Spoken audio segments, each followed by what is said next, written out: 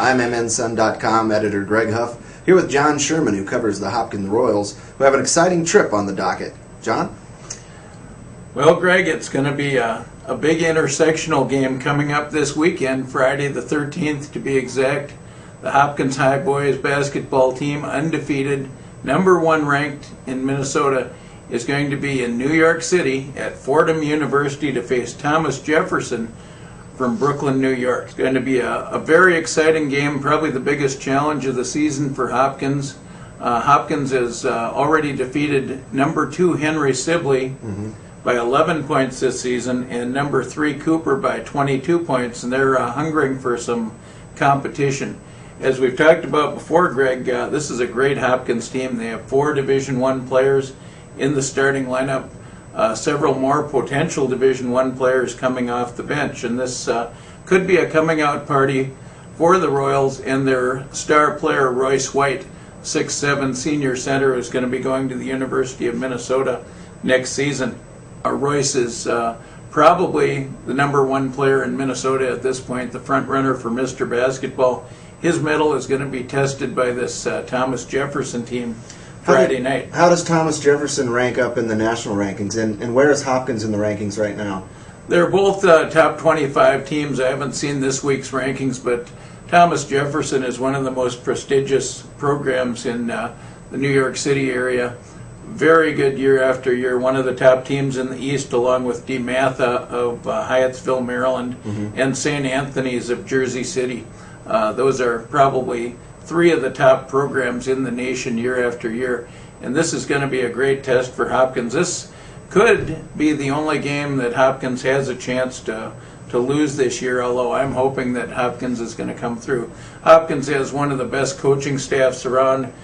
Kenny Novak could wind up as the #1 coach of all time in Minnesota based on what he's done so far and the potential, what he's going to do in the future. His winning percentage is astronomical, almost off the charts, over 90% for his career. And I think we're going to see a great game Friday night. I wish I was going to be there to see it, but I'll be here. They haven't found room for you on the back of the plane? No, apparently not. And I'm too big to ride in cargo, so I don't think I'll be seeing the game, but I will be getting a report for the paper next week, and it'll also be on our internet as of this coming Saturday. We'll have a report on the internet for our fans in the suburbs to read. Breaking news. Absolutely. Now, Kenny Novak, he has seen some tape of Thomas Jefferson in action? He has a tape, Greg, but he hasn't looked at the tape yet. Kenny is one of the coaches who uses the line one game at a time, and it's appropriate this year since the Royals are undefeated and going for a state championship. You don't want to get too far ahead, but he will be looking at the tape probably several times this week and getting an idea for Jefferson's style. He said to me last week that Thomas Jefferson plays running, pressing style. Most of the teams around here have tried to slow it down a little bit against the Royals. That doesn't necessarily work too well, and he's concerned that he'll be facing a team with a little bit different style, but at the same time he's looking forward to the challenge. Now, does Thomas Jefferson have as many Division I recruits, or are they stacked with top talent, blue chip talent? I believe they also have 4 Division I recruits right now, and it should be a pretty even matchup talent-wise. Thomas Jefferson probably has a little bit of the home court advantage. There won't be a lot of Hopkins fans at this game, but nevertheless the Hopkins guys have reached deep before.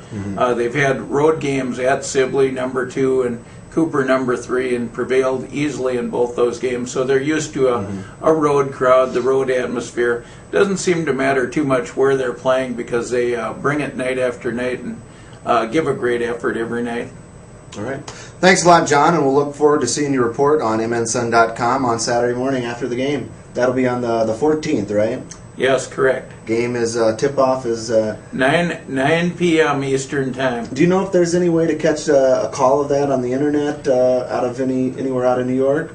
Haven't heard if the game's going to be on internet, but I'll try to find out, and we'll see if we can post that on our Thursday show this week. All right, we'll look into it and we'll let you know.